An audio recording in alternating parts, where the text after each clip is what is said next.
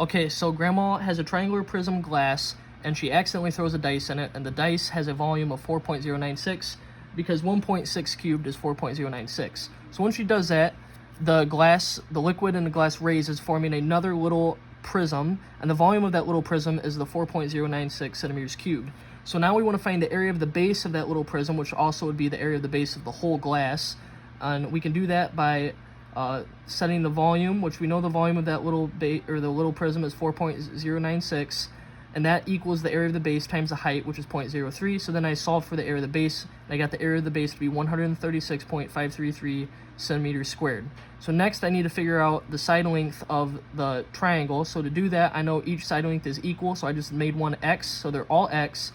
So this little base here would be 1/2 x, and then if you split this in half, you're creating a 30-60 triangle.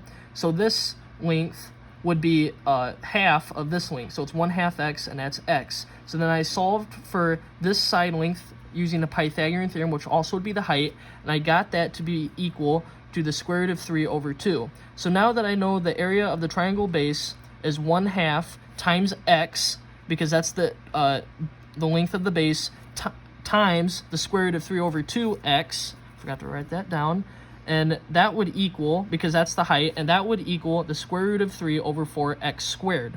So now as I set that equal to the 136.533 to get my x to be equal to 17.76 centimeters, which also would that would be the side length of the triangle.